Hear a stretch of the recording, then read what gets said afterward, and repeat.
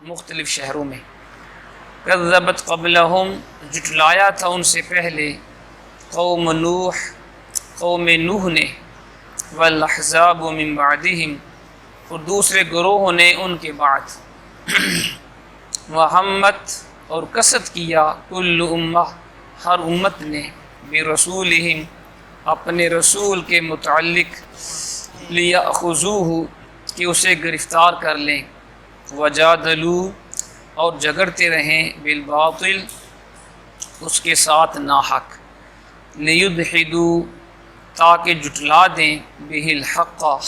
اس کے ذریعہ حق کو، فاخذتہم پس میں نے پکڑ لیا انہیں، فکیف کان عقاب پس کتنا شدید تھا میرا عذاب، وکذالک اور اسی طرح حقت واجب ہو گیا کلمۃ ربک آپ کے رب کا فیصلہ، علی الذین کفروا کفار پر، انہم اصحاب النار کہ وہ دوزخی ہیں، الذین وہ فرشتے یحملون العرش جو اٹھائے ہوئے ہیں عرش کو، ومن حولہ اور جو عرش کے ارد گرد ہے، یسبحون وہ تسبیح کرتے ہیں بحمد ربہم اپنے رب کی حمد کے ساتھ، ویؤمنون بہ اور وہ ایمان رکھتے ہیں اس پر، ویستغفرون اور استغفار کیا کرتے ہیں للذین آمنوا ایمان والوں کے لیے، ربنا کہتے ہیں اے ہمارے رب، وسعت کل شیء تو گھیرے ہوئے ہے رحمہ ہر شے کو اپنی رحمت، و علما اور علم سے، فاغفر پس بخش دے للذین تابوا ان لوگوں کو جنہوں نے توبہ کی، واتبعوا اور پیروی کی سبیلک تیرے راستہ کی، وقیہم اور بچا لے انہیں عذاب الجحیم عذاب جہنم سے۔ حضرات محترم بھی آپ قرآن مجید فرقان حمید میں سے 24واں پارہ سورۃ المومن کی آیات نمبر 4 سے لے کر 7 تک کی تلاوت اور ترجمہ سماعت فرما رہے تھے۔ گزشتہ ہفتے کو ہم نے سورت کو شروع کیا تھا سورۃ مومن، اور ہم نے پڑھا تھا کہ حامیم اتاری گئی ہے یہ کتاب اللہ تعالیٰ کی طرف سے جو زبردست ہے، سب کو جاننے والا ہے، گناہ بخشنے والا ہے، توبہ قبول فرمانے والا ہے اور سخت سزا دینے والا ہے، فضل و کرم فرمانے والا ہے، نہیں کوئی معبود اس کے سوا، اسی کی طرف سب نے لوٹنا ہے۔ گزشتہ درس میں ہم نے ان آیات بینات کی تفسیر پڑھی۔ آج کے درس میں اللہ کریم نے کفار مشرکین کا ذکر بھی فرمایا اور ان کے اوپر جو عذاب آئے گا اس کا ذکر بھی ہے، اللہ کی نورانی فرشتوں کا ذکر بھی ہے اور اللہ کے نیک بندوں کا ذکر بھی ہے۔ پہلی آیت میں فرمایا گیا ما یجادل فی آیات اللہ الا الذین کفروا فلا یغررک تقلبهم فی البلاد، نہیں تنازع کیا کرتے اللہ کی آیتوں میں مگر کفار کافر، پس نہ دھوکے میں ڈالے تمہیں ان لوگوں کا بڑے کر و فر سے آنا جانا مختلف شہروں میں۔ تو فرمایا کہ تنازع نہیں کرتے اللہ کی آیتوں میں مگر کفار کرتے ہیں۔ یہ جو بحث ہوتی ہے نا، بحث و تکرار، کبھی ہوتی ہے بات کو سمجھنے کے لیے، کبھی ہوتی ہے کسی غلط فہمی کو درست کرنے کے لیے، اور کبھی بحث و تکرار ہوتی ہے کسی اعتراض کا جواب دینے کے لیے۔ تو اگر اس طریقے سے کوئی شرعی مسئلہ جاننے کے لیے، اللہ رسول کا حکم سمجھنے کے لیے، کسی غلط فہمی کو دور کرنے کے لیے اگر یہ بحث ہو، پھر تو یہ بحث اچھی ہے، پھر تو بحث اچھی ہے، اور یہ انبیاء کرام کی سنت بھی ہے۔ اور قرآن پاک میں بھی اچھی بحث کو قرآن پاک نے ذکر کیا، وَجَادِلْهُمْ بِالَّتِي هِيَ أَحْسَنُ، کہ آپ لوگوں سے بحث کریں، اچھی بحث کریں، اچھی گفتگو کریں، اچھے طریقے سے کریں۔ تو یہ تو اس طرح کی بحث یہ تو جائز ہے، لیکن ایسی بحث، ایسا مناظرہ، ایسا جنگ و جدل جس میں مقصد دوسرے کو زیر کرنا ہو، مقصد قرآن و حدیث کو سمجھنا نہیں بلکہ قرآن و حدیث کے اندر شکوک و شبہات پیدا کرنا ہو،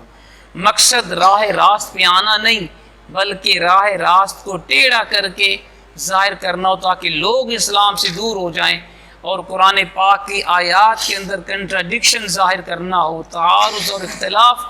یہ شو کرنا ہو، یہ بحث جو ہے یہ کبھی بھی یہ اچھی نہیں ہے، اس بحث سے روکا گیا ہے۔ کفار و مشرکین اسی طرح کی بحث کیا کرتے تھے، کبھی قرآن کے اوپر شکوک و شبہات پیدا کرتے اور صحابہ کرام کے سامنے یہ ظاہر کرتے جی قرآن اس کے اندر کنٹراڈکشن ہے، تعارض ہے، تو یہ اللہ کا قرآن نہیں ہے، لہٰذا اس سے دور رہو۔ اور یہ اس وقت بھی کفار مشرکین پہ یہی طریقہ تھا، اور آج کل بھی یہود و نصارہ مستشرقین کا یہی طریقہ ہے، وہ آج بھی قرآن و حدیث کے اندر شکوک و شبہات پیدا کرتے ہیں۔ انگلش کے اندر انہوں نے بہت سارے اعتراضات انہوں نے انٹرنیٹ کے ذریعے پوری دنیا میں پھیلا دیے۔ میں کچھ عرصہ پہلے اسلامک یونیورسٹی میں تھا، تو میرے ایک دوست نے مجھے وہ تقریباً 50 قسم کے اعتراضات ان کے دکھائے جو کہ انگلش میں تھے، اور ان کے اندر یہ تھا The Quran is not book of God. Why? Because there is contradiction between different آیات۔ وہ انہوں نے کہا جی قرآن اللہ کی کتاب نہیں ہے، کیوں نہیں ہے؟ کیونکہ مختلف آیات میں تعارض ہے، اختلاف ہے، اور انہوں نے پھر وہاں پہ انہوں نے مثالیں پیش کی جو کہ بنتی نہیں تھی۔ تو پھر اللہ کے کرم سے میں نے بھی کچھ کا جواب دیا، میرے اس دوست نے بھی جواب دیا۔ تو آج بھی وہ اسلام کے خلاف یہی کر رہے ہیں، صرف قرآن کے خلاف نہیں، حضور کی ذات گرامی کے خلاف بھی۔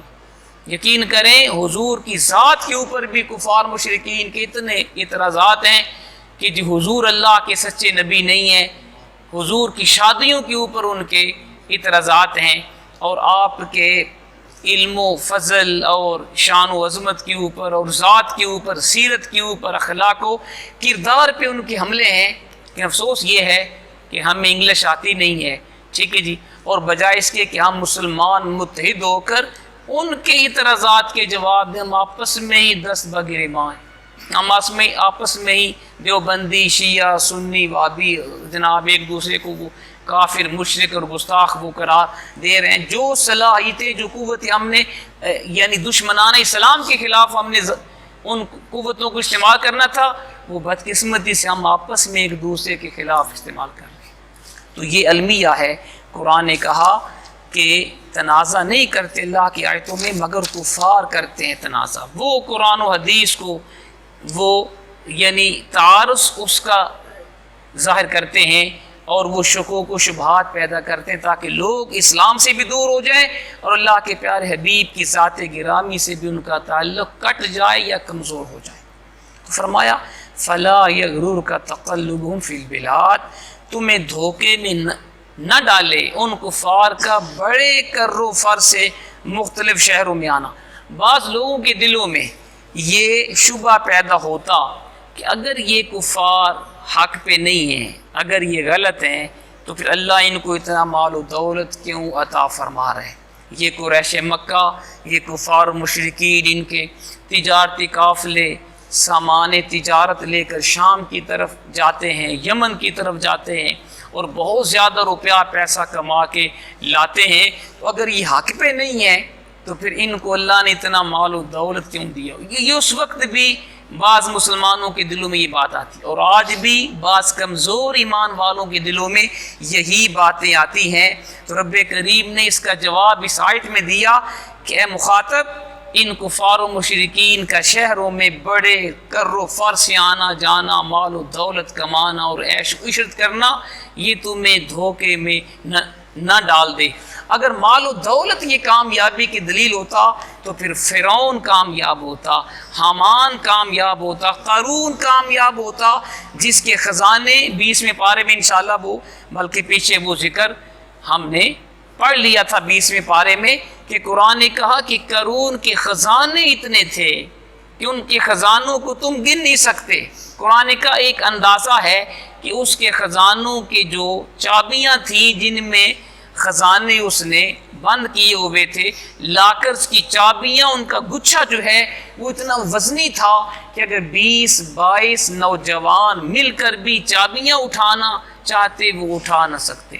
تو جن کی چابیوں کو اٹھانا 20-22 طاقتور نوجوانوں کے لیے ممکن نہ تھا، اس کے خزانوں کا اندازہ کون لگا سکتا ہے؟ لیکن قرآن کا فخسفنا بِهِ وَبِدَارِ الْأَرْضِ، ہم نے قارون کو خزانوں سمیت زمین میں دنسا دیا۔ تو پتہ چلا یہ مال و دولت کا ہونا کامیابی کی دلیل نہیں، اور یہ غربت کا ہونا اور مال و دولت کا کم ہونا یہ ناکامی کی دلیل نہیں ہے، ورنہ بلال حبشی کامیاب نہ ہوتے، صہیب رومی کامیاب نہ ہوتے، سلمان فارسی کامیاب نہ ہوتے، خبیب اور زید بن ارت کی طرح کے غریب صحابہ کامیاب نہ ہوتے جن کے پاس کبھی کھانا، اور صحابہ صفا کامیاب نہ ہوتے جن کے پاس کبھی کھانا ہوتا کبھی نہ ہوتا۔ لیکن قرآن و حدیث بتاتا ہے کہ بلال حبشی کو اللہ نے وہ شان دی، وہ مقام دیا کہ جب سیدنا بلال حبشی تشریف لایا کرتے تو سیدنا فاروق اعظم جیسا جری بہادر خلیفہ بھی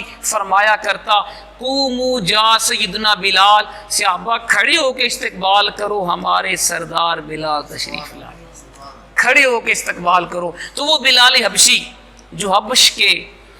رہنے والے غلام تھے، ان کا مقام نہ تھا، جب حضور کے غلام بنے تو وہ زمانے بھر کے استاد اور سردار بن گئے۔ تو پتہ چلا یہ مال و دولت کا زیادہ ہونا کامیابی کی دلیل نہیں ہوتا، اور مال و دولت کا کم ہونا ناکامی کی دلیل نہیں۔ کامیاب وہ ہے جس نے اپنے رب کو راضی کر لیا اور اس کے محبوب کا وہ سچا فرما بردار بن گیا، اور ناکام وہ ہے جو مال و دولت کے نشے میں بدمست ہو کے جس نے اپنے رب کو بلا دیا، اس کے ذکر سے غافل ہو گیا اور اللہ کے پیارے حبیب کے فرامین کو چھوڑ دیا، وہ ناکام ہے۔ آگے فرمایا کذبت قبلہم قوم نوح والاحزاب من بعدہم، فرمایا جھٹلایا تھا ان سے پہلے قوم نوح نے اور کئی دوسرے گروہوں نے ان کے بعد، وہمت کل امت برسولہم لیاخذوہ وجادلوا بالباطل لیدحضوا به الحق فاخذتہم، اور قصد کی ہر امت نے اپنے رسول کے متعلق کہ اسے گرفتار کر لیں اور جھگڑتے رہے اس کے ساتھ ناحق تاکہ جھٹلا دیں اس کے ذریعے حق کو، پس میں نے پکڑ لیا انہیں، فکیف کان عقاب، پس کتنا شدید تھا میرا عذاب۔ تو یہاں بتایا گیا کہ حبیب ان سے پہلے بھی، یعنی کفار مکہ سے پہلے بھی قوم نوح نے اپنے نبی نوح علیہ السلام کی تکذیب کی، اور ان کے بعد بھی حضرت نوح کے بعد بھی جو قومیں آئیں جن کا ذکر مختلف جگہوں پہ گزرا، قوم عاد، قوم شعیب، قوم لوط، قوم ہود، ان تمام کا ذکر پیچھے گزرا ہے۔ فرمایا ان اقوام نے اپنے انبیاء کو جھٹلایا اور کوشش کی کہ اپنے نبیوں کو گرفتار کر لیں۔ گرفتار کیا؟ قرآن نے بتایا کہ وَيَقْتُلُونَ النَّبِيِّينَ بِغَيْرِ حق، وہ اپنے انبیاء کو ناحق قتل کیا کرتے تھے۔ بنی اسرائیل حضرت زکریا علیہ السلام کے اوپر آرا چلایا گیا، اور اس طرح کے دیگر حضرت عیسیٰ علیہ السلام کو سولی پر لٹکایا گیا۔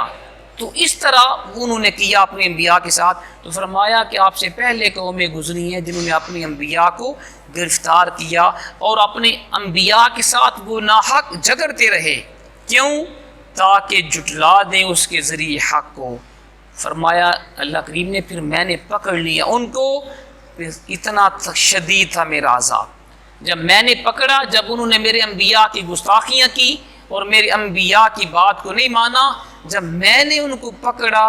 تو اللہ نے ایسا سخت پکڑا کہ قوم لوط کے بارے قرآن کا وَأَمْطَرْنَا عَلَيْهِمْ مَطَرًا فَانظُرْ كَيْفَ كَانَ عَاقِبَةُ الْمُجْرِمِينَ، ہم نے قوم لوط پہ پتھروں کی بارش فرمائی۔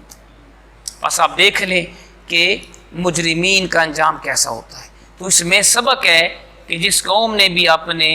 نبی کی تکذیب کی، رب نے اس کو حرف غلط کی طرح مٹا دیا۔ تو اس میں کفار مکہ کو تنبیہ ہے کہ خبردار اگر تم نے بھی میرے محبوب کی گستاخی کی اور میرے محبوب کے اوپر ایمان نہ لائے اور میرے پیارے حبیب کو تم جھٹلاتے رہے، تمہارے ساتھ بھی وہی کیا جائے گا جو تم سے پہلے قوم عاد، قوم نوح، قوم شعیب، قوم لوط، قوم ہود کے ساتھ کیا گیا، اور تمہارا نام و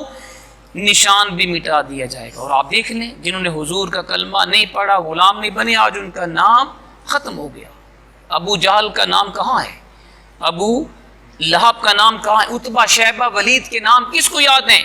لیکن حضور کے غلاموں کے نام آج بھی زندہ ہیں۔ خلفائے راشدین کے نام، صحابہ کرام کے نام، جی آج بھی زندہ ہیں کیونکہ تیری نسبت نے سنوارا میرا انداز حیات، میں اگر تیرا نہ ہوتا سگے دنیا ہوتا۔ آگے فرمایا وَكَذَلِكَ حَقَّتْ كَلِمَةُ رَبِّكَ عَلَى الَّذِينَ كَفَرُوا أَنَّهُمْ أَصْحَابُ النَّارِ، اسی طرح واجب ہو گیا اللہ کا فیصلہ کفار پر کہ وہ دوزخی ہیں۔ اللہ نے فیصلہ فرما دیا کہ جنہوں نے میری تکذیب کی، جنہوں نے اللہ کو نہیں مانا، اس کے حبیب کو نہیں مانا، فرمایا رب نے فیصلہ فرما دیا کہ وہ جہنمی ہیں۔ یعنی جس کی موت کفر پہ ہوئی ہے نا، جس کی موت کفر پہ ہوئی وہ پکا جہنمی ہے، وہ ہمیشہ ہمیشہ جہنم میں رہے گا، خالدن فیہا، ہمیشہ ہمیشہ۔ ہاں اگر کوئی گناہ گار ہے، مسلمان ہے، گناہ گار لیکن مسلمان، تو اللہ کریم کے حبیب کے شفاعت کی برکت سے اللہ کریم بالآخر گناہ گار مسلمانوں کو جہنم سے نکال کر جنت میں بھیج دے گا حضور کے صدقے میں۔ اور احادیث بتاتی ہیں کہ اللہ اپنے حبیب کو خود فرمائے گا حبیب جا، جس کے دل میں رائی کے دانے سے بھی کم ایمان ہے، اس سے بھی کم ایمان، اسے اپنے ہاتھوں سے پکڑ کے جہنم سے نکال کے جنت میں داخل فرما دے۔ تو جو گناہ گار ہوگا مسلمان، اللہ اسے بالآخر جہنم سے نکال کے جنت میں بھیج دے گا، لیکن جس کی موت کفر پہ ہوئی ہے تو اس کی بخشش نہیں ہے۔ اس لیے حضرت محترم، ہمارا درس آگے بھی ہے لیکن ہمارا وقت ہو گیا، تو اس کا مطلب یہ ہوا کہ سب سے قیمتی شے ایمان ہے، ہمیں اپنے ایمان کی فکر کرنی چاہیے۔ اور آج کے دور میں بڑا فتنہ و فساد کا دور ہے۔ حضور نے فرمایا تھا 1400 سال پہلے، فرمایا میری امت کے اوپر ایک ایسا وقت آئے گا کہ اتنے فتنے ہوں گے، اتنے فتنے فساد ہوں گے، اتنے خطرے ہوں گے ایمان کو کہ بندہ رات کو مسلمان ہوگا صبح کافر ہو جائے گا، صبح کو مسلمان ہوگا رات کو کافر ہو جائے گا۔ تو اللہ تعالی ہمیں ان فتنوں سے بچائے۔ آج کل آپ دیکھ رہے ہیں یہ فتنے ہیں جناب، مختلف قسم کے، غربت کا، مہنگائی کا، بے روزگاری کا، قتل و غارت کا، کرونا وائرس کا، بد امنی کا، بے سکونی کا، گناہوں کا، بے حیائی کا، یہ سب فتنے ہیں۔ تو سب سے قیمتی شے ایمان ہے، اس لیے ہمیں اللہ سے دعا کرنی چاہیے پروردگار ہمارا ایمان سلامت رکھ، کیونکہ حضور نے فرمایا انما الخواتیم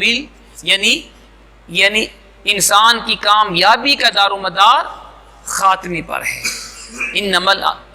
انما الاعمال بالخواتیم، خواتین کے اوپر، ان خاتمے کے اوپر فیصلہ کیا جائے گا کامیاب کون ہے۔ اور یہ بھی حضور نے فرمایا جس کا آخری کلمہ، جس کا آخری لفظ مرنے سے پہلے کلمہ شریف جس کی زبان پہ جاری ہو گیا وہ جنت میں داخل ہوگا۔ تو اللہ تعالی ہمارا ایمان سلامت رکھے اور ہمیں اپنے ایمان کے ہمیں حفاظت کی توفیق عطا فرمائے۔ وما علینا الا البلاغ۔